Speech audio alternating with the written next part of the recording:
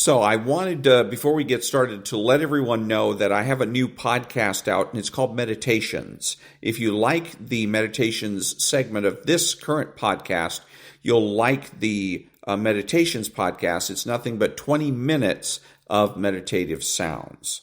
And now, on with the podcast.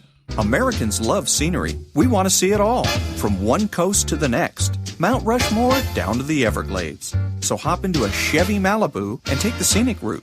It's the car you knew America could build. There's a place where people count on friendships they can trace back generations, where they can count on the same stool at the coffee shop waiting for them every morning. This place is called Glen Ellen, and you can find it in every bottle of Glen Ellen wine. This is craft brewed Herman Joseph's, the smoothest, easiest drinking specialty beer in the entire solar system.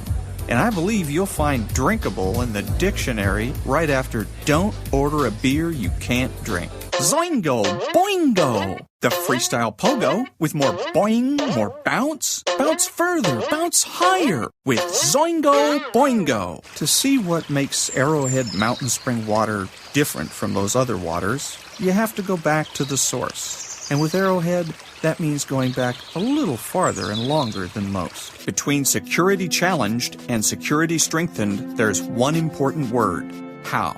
And it is the how that makes all the difference to our nation and our world. Lockheed Martin. We never forget who we're working for. What makes Kraft singles so good? 2 out of every 3 kids don't get the recommended amount of calcium. But with Kraft singles, they get a good source of calcium and the taste they love. Kraft singles. Magic every single time. Throw boring overboard with a new real meal from Long John Silver's. A meal worthy of a plate. Just $4.99. Only at Long John Silver's. We may not all be geniuses, but we can all do something smart. Introducing the Hyundai 199 Sonata Lease. It's a smart deal on a really smart car.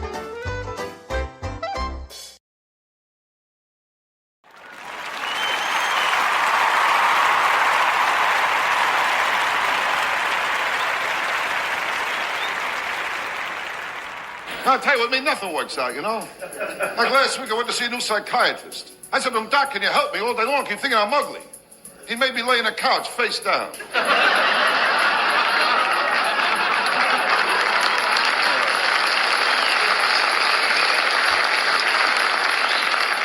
I tell you, sometimes I think back, when I was a kid, I knew I was ugly. When my parents on Halloween, they set me out as is.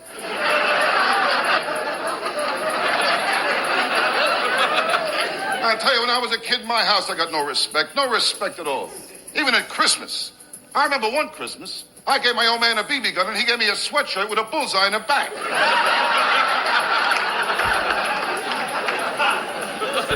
It's the same thing today, no respect. Well, the other night, my dog drove me crazy. For a half hour, I wouldn't let go of a bone. It was in my finger.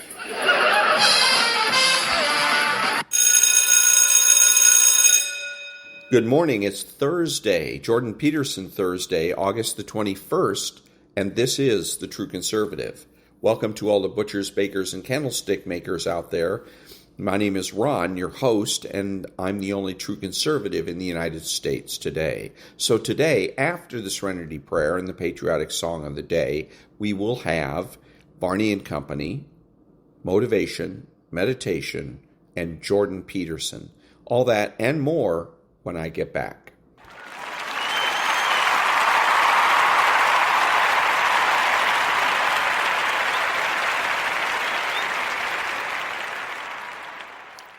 God, grant me the serenity to accept the things I should not change, the courage to change the things I should, and the wisdom to know the difference. Amen.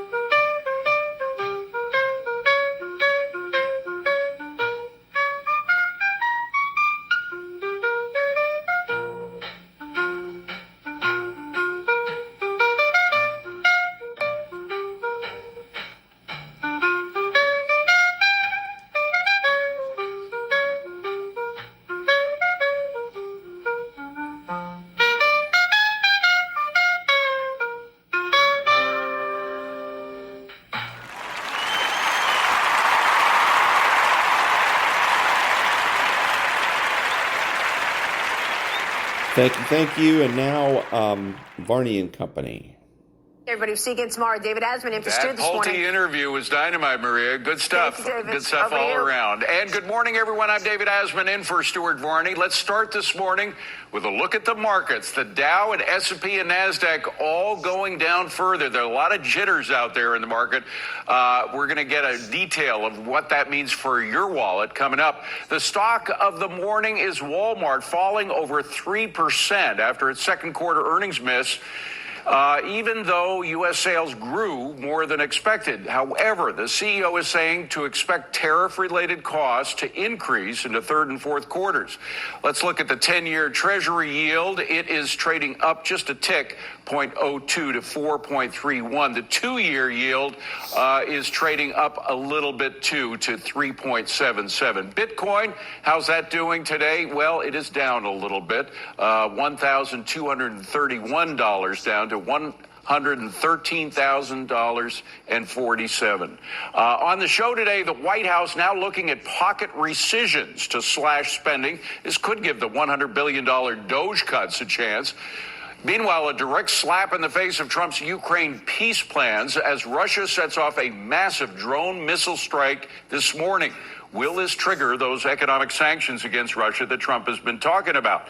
And FBI Director Kash Patel confirms to Larry Kudlow there was no constitutional basis for the 2022 raid on Mar-a-Lago. Shannon Bream is right here in studio to take that on. And older Americans are renting in record numbers. New census data showing 55 and up is the fastest growing renter group in the country. What does that mean?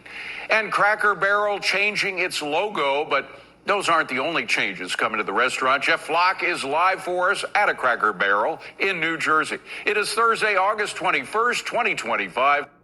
And that was the Ass Man again on Varney and Company. Nonprofit News Now. Back in a minute.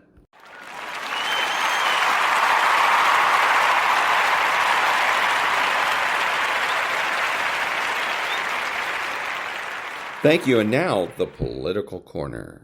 Major bank executives now admit they were under pressure by the Obama and Biden administrations to deny services for political reasons. Grady Trimble joins me now from the White House. What's the administration saying about all this debanking? They're saying it's got to stop, David. These bombshell allegations that the past two Democratic presidents pressured banks not to bank conservatives come from two unnamed executives at top U.S. banks. And here's what one of them told Fox News Digital. Those pressures were very, very real. When your regulator gives you a suggestion, it's not a suggestion, it's an order. The political stuff is very real. Those pressures are real. President Trump and other Republicans have claimed for years that banks denied services to customers because of their political views or because they did business in the crypto industry. In fact, President Trump recently claimed that two of the biggest banks in the world, JP Morgan Chase and Bank of America, refused to let him bank with them between his two terms as president. Earlier this month, Trump signed an executive order blocking banks from discriminating against crypto firms and conservative clients.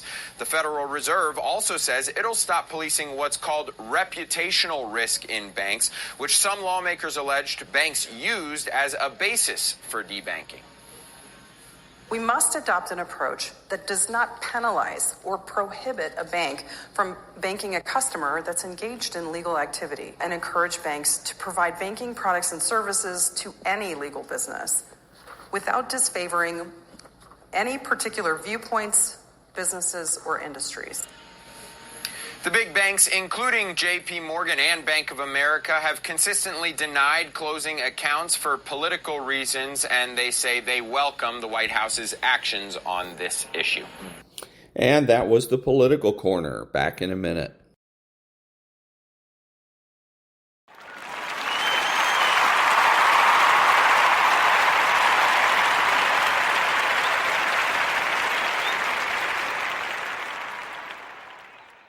Thank you. And now, another edition of the Political Corner. What we're seeing in Ukraine is we're seeing a country that is, and everybody knows this now, there's no more hiding this, So why is Ukraine so important? Well, it's a hub for human trafficking. It's a hub specifically for child trafficking. It's a hub for narcotics trafficking. It's a hub for weapons trafficking. We know about our biolabs because Victoria Nuland said we had them there. I mean, we've always known that, but that's stated now publicly. And there's a lot of money just flowing into this country. And you say to yourself, where is this money going? And is it money laundering? Is it money laundering? Money laundering, you name it. Just this week, and it may not have come up on your screen, but I know you pay attention a lot. I mean, there's a couple of people. I think one of them is like somebody in the Ministry of Defense there, and it might be the Minister of Defense, or it may be somebody in his orbit. They're buying these gigantic homes for millions and millions of dollars, and you say to yourself, how is this the case?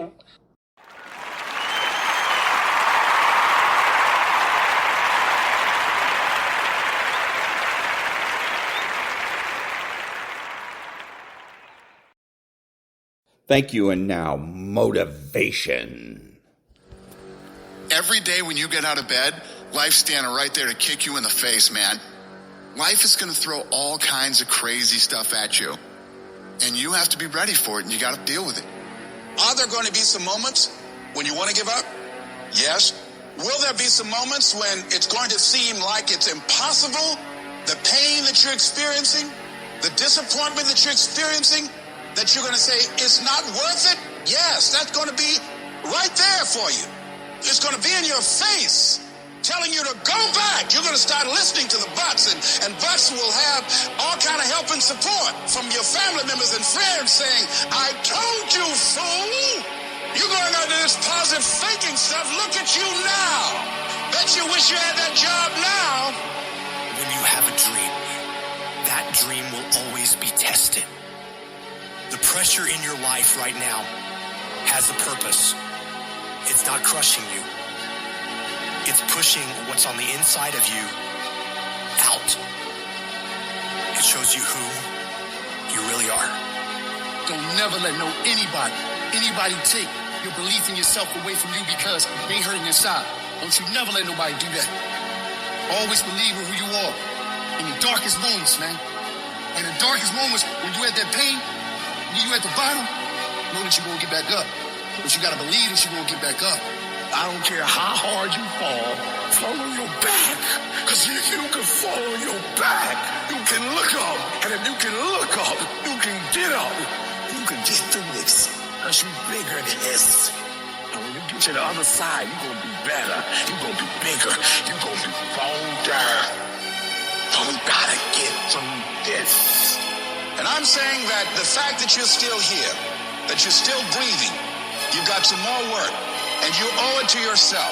So when you get up in the morning, that you can look yourself in the face and say, hey, I'm living my life on my terms. That's important. Not to give up on your dream, not to give up on yourself. Don't get it twisted. E.T. get tempted just like everybody else. But where I come from, everybody don't get this shot. I invested too much to quit. I made too many sacrifices to give up. Have you lost your mind? You know how hard I worked to get here? I put in too many hours. I sweat too much blood, too much tears. I worked hard to get here. Didn't nobody give me this. No, listen to me. That's why it's so easy for you to quit, because you ain't paid nothing for it. I paid too much. I didn't grow up with wealth. Didn't nobody pay me. I worked for this. Sweat, blood, tears. I earn every dime I get. I work for this. And you think I'm about to get this up? You work for this. You put in time. This is not the time to lose your mind.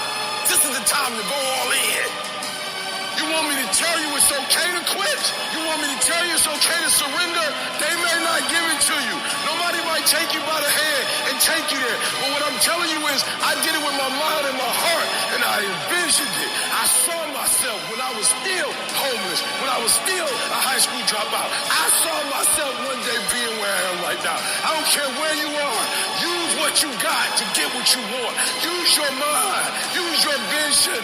Use your dream. I dream my way out the hood. I dream my way out. And then I would get up every day and I would grind hard. So when life happens, I don't just sit there and cry. I buck back. The darkest hour is just before dawn. So you better not give up. You better not quit. You might be 3 inches from your goal. You might be 3 yards from your goal. You might be 30 yards from your goal. And if you quit now, you give up now, you may may never reach your reality. You're not a victim. Stop talking about I can't, I quit. I don't think I can make it happen. It's impossible. Stop talking like that. Stop cursing and start believing.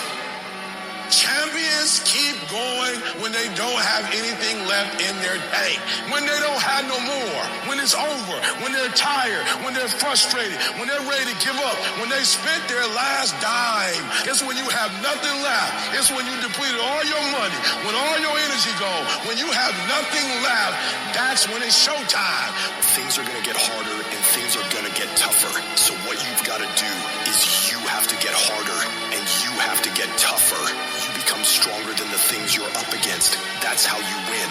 I wish I could tell you that if you just keep going, it's going to get easier. I wish I could tell you that, but that's not the truth. The truth is you got to find something within. You got to find something within, and that's got to push you, and that's got to elevate you, and that's got to drive you. E.T., aren't you tired? Yes, but I can't quit. I can't stop. I can't get tired. I can't give up. I can't give in. My mama counting on me. My wife is counting on me. When you ain't got nothing left in your tank, you got to think about the people in your life that you're doing this for. And then if you could think about them, you could go one more mile. You could go one more day at work. You go after and you give it all you had. If you lose, at least you tried, man. I failed. It's 10 times more of a man than someone said, what if? Because what if never went to the arena. The person who didn't try should feel rejected. The person that didn't try should feel defeated. I tried. I put my best foot forward. I don't feel bad. I gave it 120%. You can't never feel bad when you put forth 120%. You can't let the outcome make you feel whack. I'm not whack. I'm a warrior. I'm not whack. You know how much I went through to make that thing happen? You know how many obstacles I had to get through to make that work? I got through all of them. But I don't feel bad that it didn't work out. I'm a problem solver. I'm not soft. I'm not weak. I don't quit. I don't give up. I don't surrender. I don't always win, but I always try. And that was motivation. Back in a minute.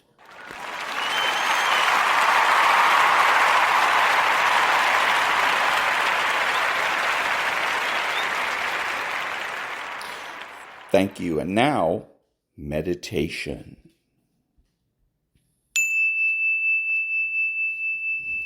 Welcome to this gratitude meditation. Find a comfortable position.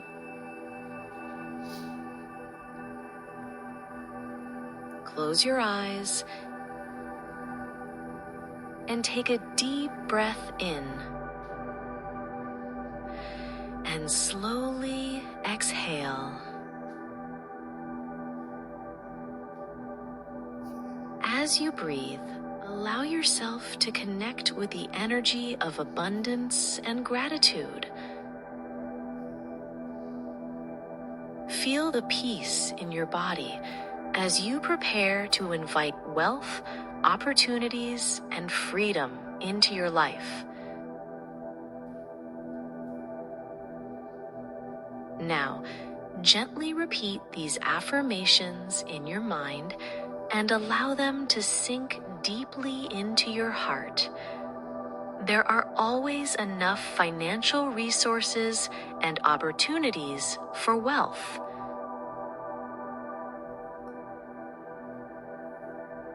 I am worthy of prosperity and becoming wealthy.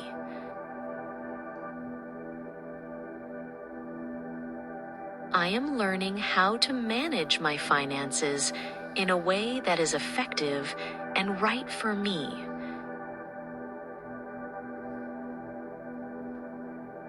There are smarter and more strategic ways to create wealth.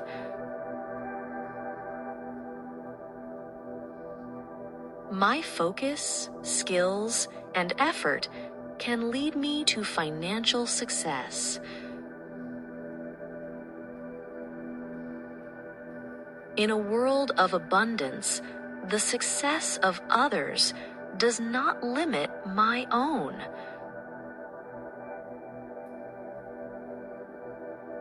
Many people in similar situations have built wealth, and so can I.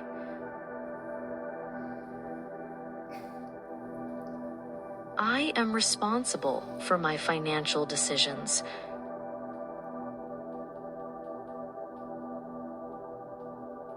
I decide who I am, and my values do not change with money.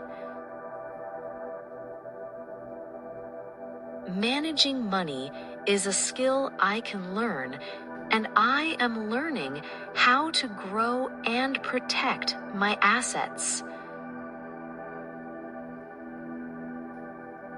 By setting goals and learning financial skills, I can break limitations and create progress. I see money as a symbol of freedom, and I will discover new ways to grow my wealth. Take a deep breath and let gratitude fill your heart.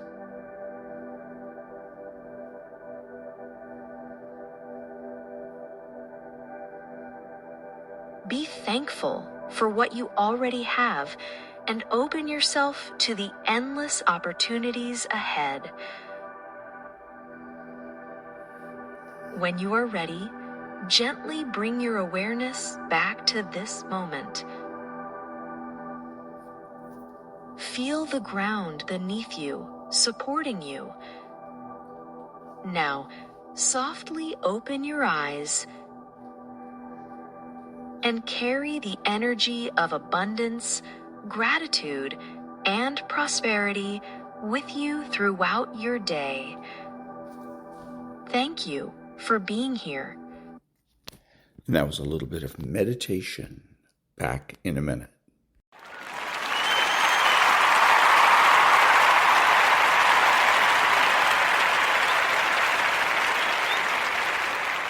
Thank you, and now, Pope Leo XIV.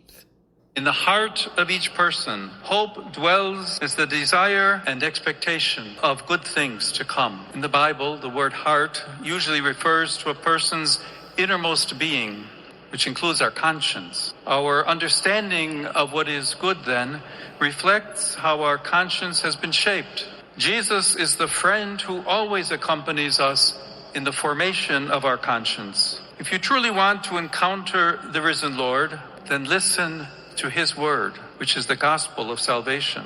Reflect on your way of living. Seek justice in order to build a more humane world. Serve the poor. Adore Christ in the Blessed Sacrament, the source of eternal life. Let us ask him, stay with us, Lord, because without you, we cannot do the good that we desire. You want our good. Indeed, Lord, you are our good, because your word is a light brighter than any star, illuminating even the darkest night. We encounter Christ in the church, that is, in the communion of those who sincerely seek him. The Lord himself gathers us together to form community of believers who support one another. St. Augustine wrote, "You stir us to take pleasure in praising you because you have made us for yourself, and our heart is restless until it rests in you. Lord, I would seek you, and calling upon you is an act of believing in you." Say to the Lord, "Thank you, Jesus, for calling me. My desire is to remain as one of your friends, so that embracing you, I may also be a companion on the journey for anyone I meet. Grant, O Lord, that those who meet me may encounter you, even through my limitations and frailties." Through praying these words, our dialogue will continue each time we look at the crucified Lord, for our hearts will be united in him. Each time we adore Christ in the Eucharist, our hearts will be united in him. My prayer for you is that you may persevere in faith with joy and courage. And we can say, thank you, Jesus, for loving us. And that was Pope Leo XIV. Back in a minute. And I'm really not used to a pope that speaks English. How about you?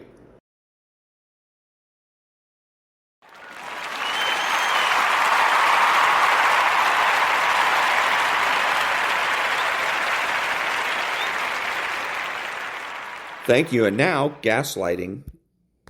You know there's concern from the Europeans that President Zelensky is going to be bullied into signing something away. That's why you have these European leaders coming as backup tomorrow.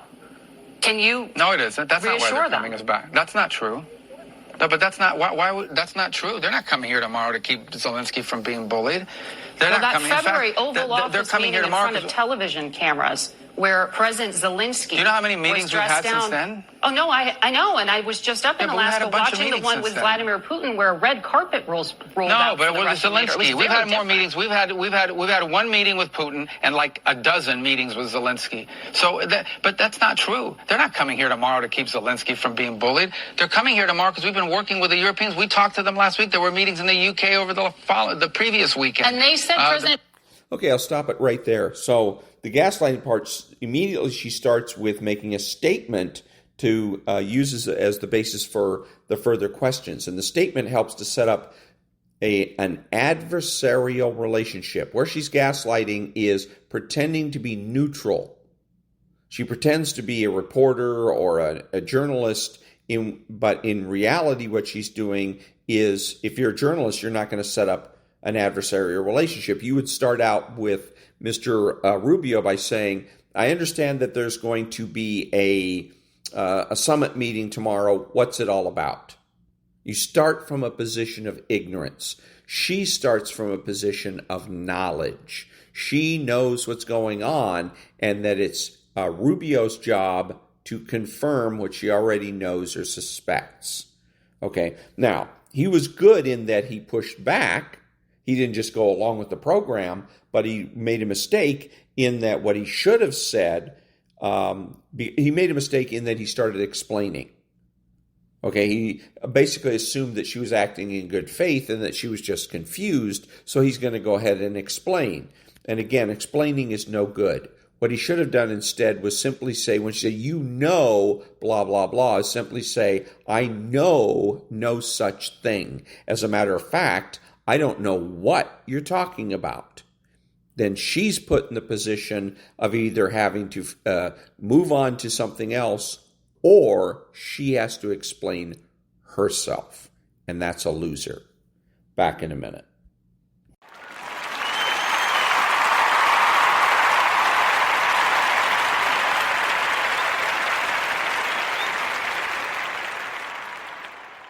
Thank you. This is Victor Davis Hanson from an X account called Thomas Sowell Quotes. Donald Trump's greatest legacy, he broke the Democratic Party. And he exposed it for what it was. It was a bi-coastal elite party with a bunch of billionaires who spend lavishly and a bunch of subsidized poor, and a professional class that feels frustrated. They make $200,000 and $300,000 a year, but they live in these blue cities that are very expensive and they can't buy their beautiful home. That's what the Mondami constituency is. Frustrated young white professionals. And then they've lost the working class. It's not just they have lost the muscular classes, Hispanic muscular classes, black males, white. As I said before, if you look at 2016, 20, and 24, Donald Trump's white vote, it's pretty constant. And he did not win the popular vote in 2016 or 2020. And his voting, and yet he did win the popular vote and the Electoral College in 2024 with the same percentage and actual numbers of white voters. So what happened? He picked up some women, he picked up some young people, and he got 55% of Hispanic males, and he got about 25% of black males, and he picked up another 10 to 15% of Asian males. And how could that be if he was supposed to be a racist, according to the Democrats? It happened because they don't it's not that they're just people.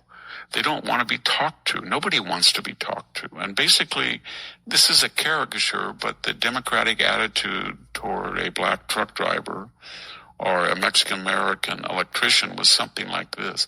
Now, you don't know what's good for you, but those 10,000 people crossing the border every year every day, and the 2 to 3 million people that cross every year illegally in the Rio Grande Valley, they're going to be good for you.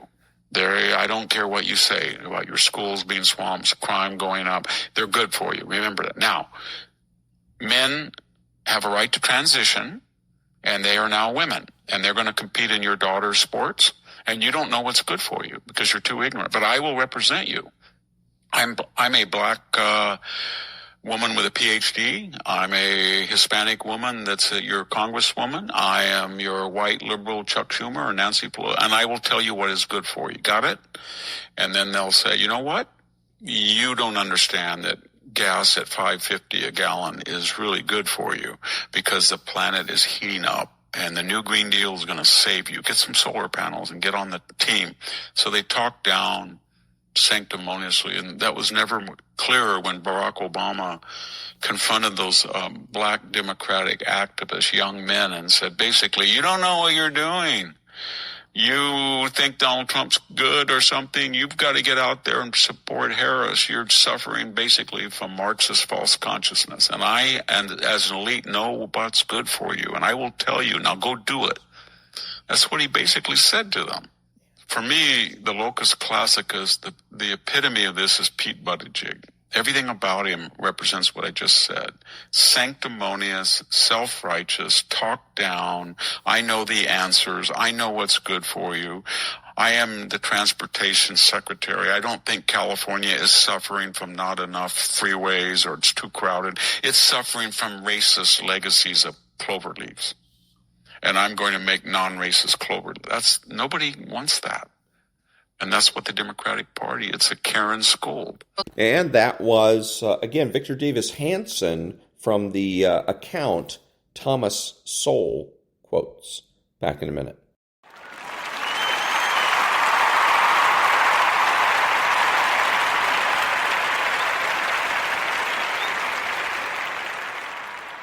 Thank you. And now from a book that's called Good Inside.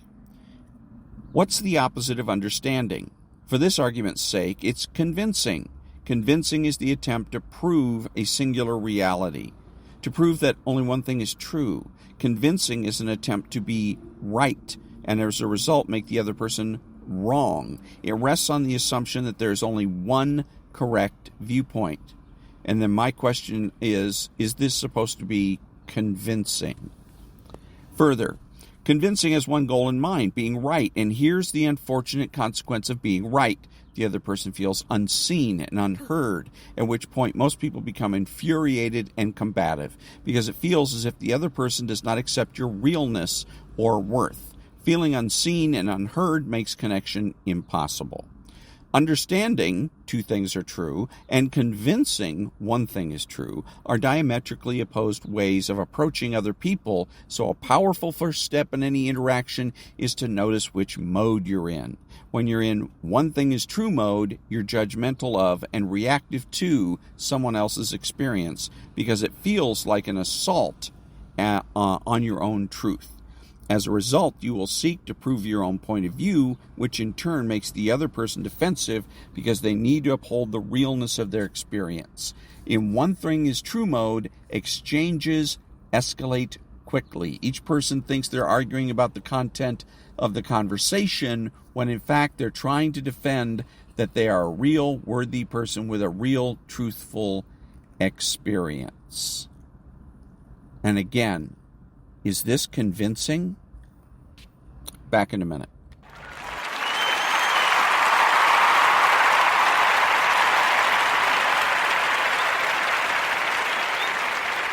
Thank you. And now, Dr. Berg.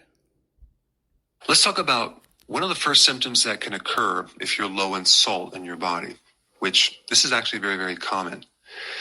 It's weakness, okay? Overall feeling of weakness. You're kind of tired. Let's talk about why. First of all, the root word salad is a Latin word for salted greens, okay? Because the Romans used to dip their lettuce in salt, which is interesting. The word salary or sal, S-A-L, is a Latin word for salt. And the Romans sometimes used to get paid in salt instead of money, which is another interesting point. You should never consume refined salt, always a sea salt that's unpolluted. Himalayan salt is great. There's many other salts that are just as good. Because the refined salt is just sodium chloride and you're not getting all the other minerals in the right balance that you need. Plus they add aluminum, which is not good. Salt is also needed to make hydrochloric acid in your body. to help digest protein, to help absorb minerals, to help kill pathogens. And many people are low in HCl, and then they start getting acid reflux, indigestion, bloating, especially as you get older.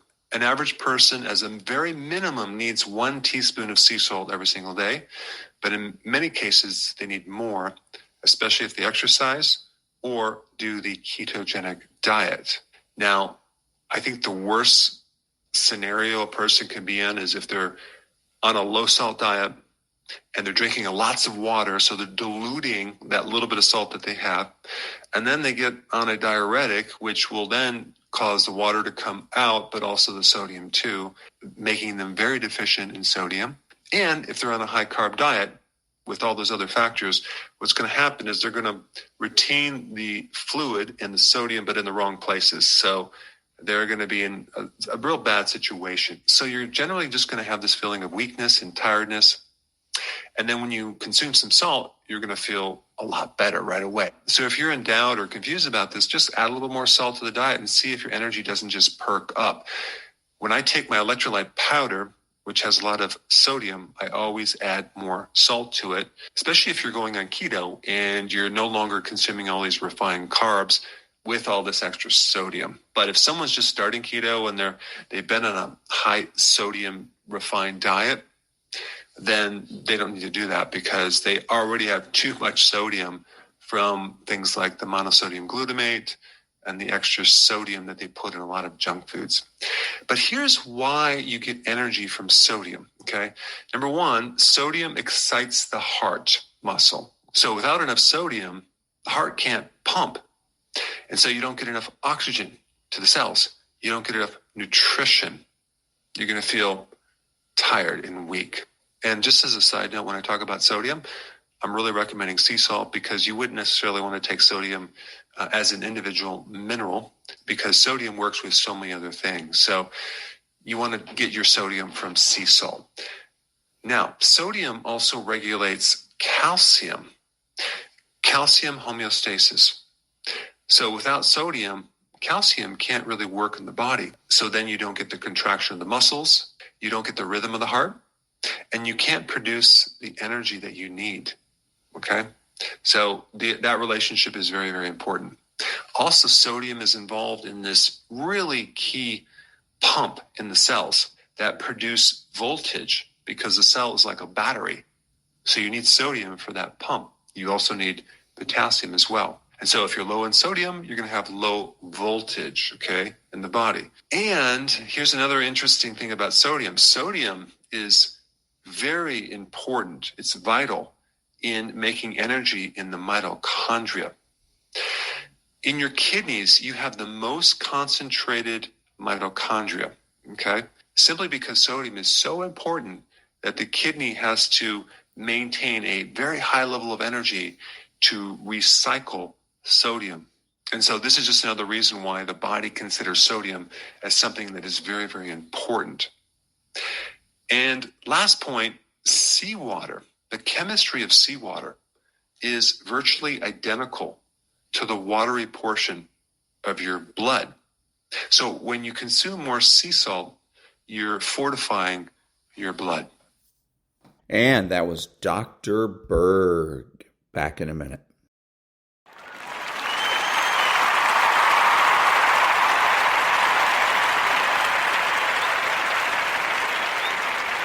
Thank you. And now, what does the phrase, if you're explaining you're losing, mean in debates?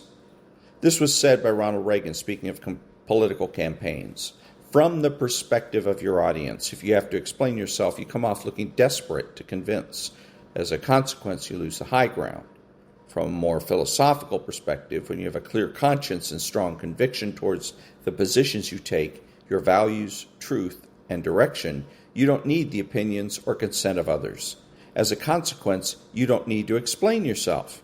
However, if you yourself are not convinced of the validity and truth of your position, or you can't fully justify your choices, then you continue to expel words in an attempt to create the illusion of certainty.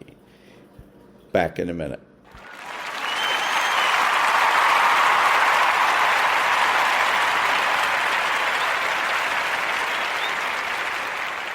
Thank you. And now Jeffrey Mead. You see somebody with a MAGA hat? Pew pew.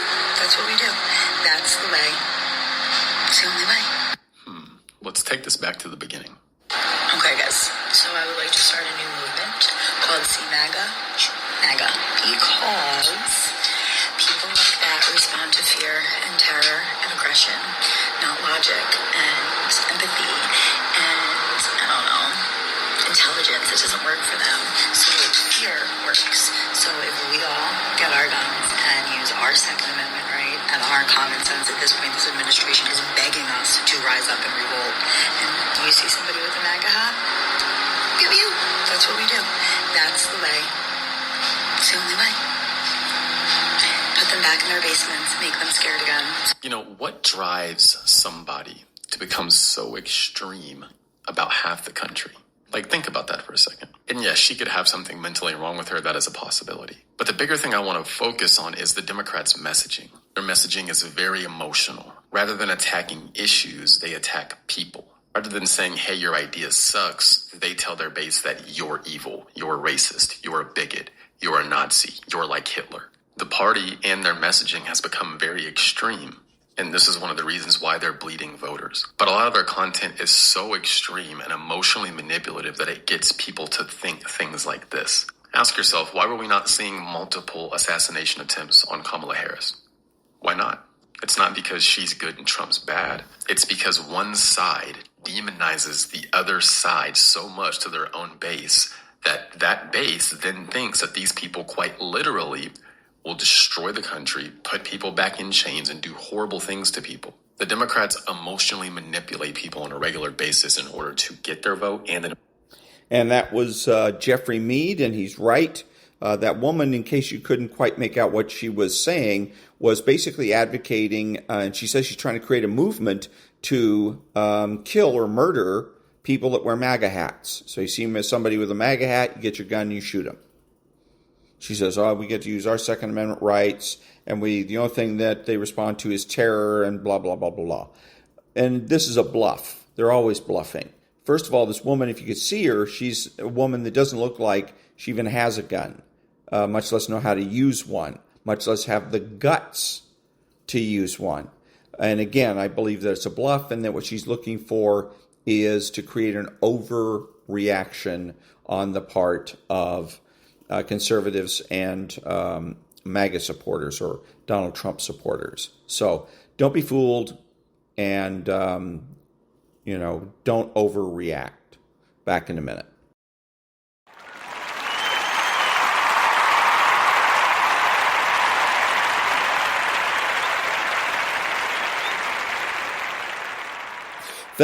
Thank you. Now the preamble to the Declaration of Independence.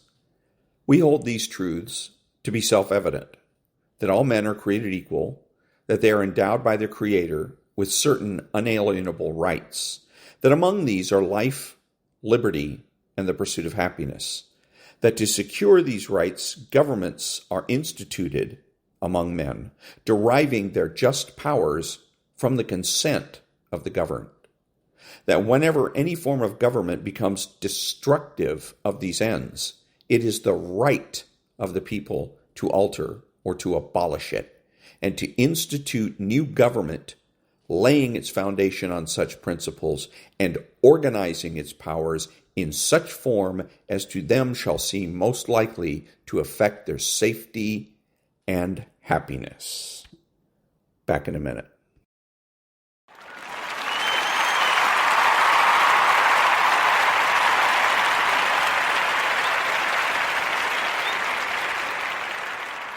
Thank you. And now, Jordan Peterson.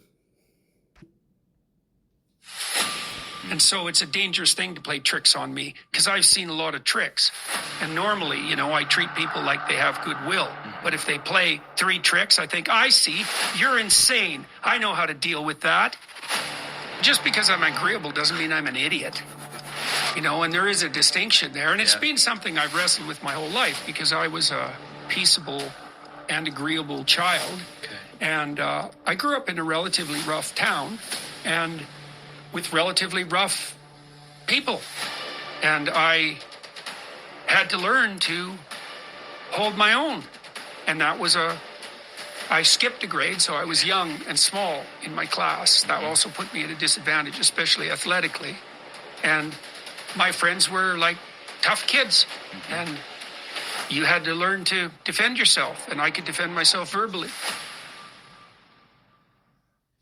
In this compelling video, renowned psychologist and author Jordan Peterson shares his personal journey and insights into dealing with criticism, speaking the truth, and navigating the challenges of public life. Despite facing immense personal and professional challenges, including severe illness, losing his clinical practice, and being targeted by tax authorities, Peterson persisted. He shares how he leveraged YouTube to disseminate his lectures, recognizing the platform's revolutionary potential akin to the printing press. This foresight and his existing online presence proved crucial when he publicly opposed Canadian legislation on compelled speech, a stance that attracted significant backlash. This video is a testament to Peterson's resilience and unwavering commitment to his principles. It provides an intimate look at the personal costs and profound convictions that drive his public endeavors. You know, I had done a lot of clinical work, and I had a fair bit of exposure to the misery of the world. But when I started speaking to a much broader public audience, the magnitude of that misery became rapidly apparent. I didn't understand how many people there were who were literally dying for lack of an encouraging word.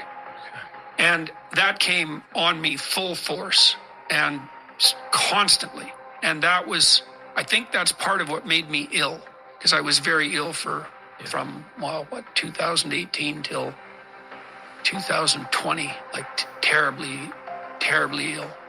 And there were a variety of reasons for that, but stress was one of them. I mean, I basically lost my job. I lost my clinical practice, which really hurt me because I knew those people, man. They knew me better than anybody they'd known in their lives. I had relationships with all those people. And that just became impossible. And I was also being investigated by the tax authorities. And all this else. Yes, and they admitted 3 months later that they'd made a mistake. It's like, oh, thank you for figuring that out. Your timing could have been better. Yeah. And so that was stressful. And then with the exposure to all that misery, that was a lot. And so could have I handled it better? I put all my lectures on YouTube. That was more curiosity. I've tried to stay on the cutting edge of technology to the degree that I'm capable. And when YouTube popped up, I thought, what the hell's this? Permanent video. Permanent video. Oh, permanent video. That's sort of like the printing press, except for audio and video. We now have a printing press for audio and video. What the hell's that? Well, that's a Gutenberg revolution. Better jump on that. So I started, this is when YouTube was still cute cat videos mostly. I thought, I'll put my lectures online and see what happens. Yeah. And they started to grow. By the time everything exploded around me in 2016, I had like 200 hours of lectures online, which really saved me, right? Because people came after me when I opposed idiot Trudeau's idiot legislation. You have to use pronouns. It's like, seriously, you try to get control of my tongue and see what the hell happens. So I knew what that meant. Anyways, I got pilloried for that, for my meanness, even though I could see what happened. I told that bloody Senate in Canada in 2016 that they were going to produce a psychological epidemic among young women. I knew that. Well, that's exactly what happened, and I could see that. I knew the literature. There's a literature on psychological epidemics going back 300 years, outlined in a book called The Discovery of the Unconscious, which is a bloody classic, a great book. Yeah, it's a great book. And so I told the Senate that. Anyways, people came after me for being mean. Can't you just, call the poor victims what they want? It's like, not if they're going to force me. Thank you very much. Did you have to learn how to handle that level of criticism? I mean, it seems like you've grown into it. You're okay with it now. But in the beginning, do you remember got to be afraid of the right things. Yeah. So you learn to handle it. It's like, I learned in the 1980s that totalitarian states depend on the lie. I spent my whole life studying atrocity. Nazi atrocity, Soviet atrocity, Maoist atrocity, North Korean atrocity, Japanese atrocity, like you name it. You know, and I had a fair number of pretty dark people in my clinical practice too. And what did I learn? Lies lead to hell. And I learned that. It's not some hypothesis. It's like the Soviet Union was a tangle of lies, just like Mao's China, just like bloody communist China now. That's hell. So how do you get to hell? You lie. How do you stay away? You tell the truth. Okay, so what am I afraid of? Like politicians? Journalists? No, hell. Right. So you got to have your fears in order, man. Yeah.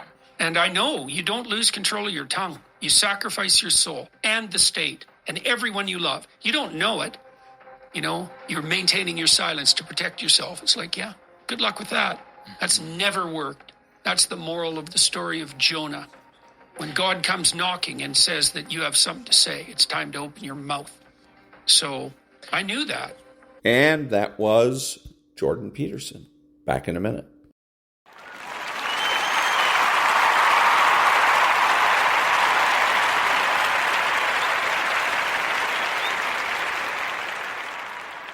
Thank you, and this is Ron, your host, the only true conservative in the United States today, bidding adios to all the butchers, bakers, and candlestick makers out there, and reminding you that materialism is a concept.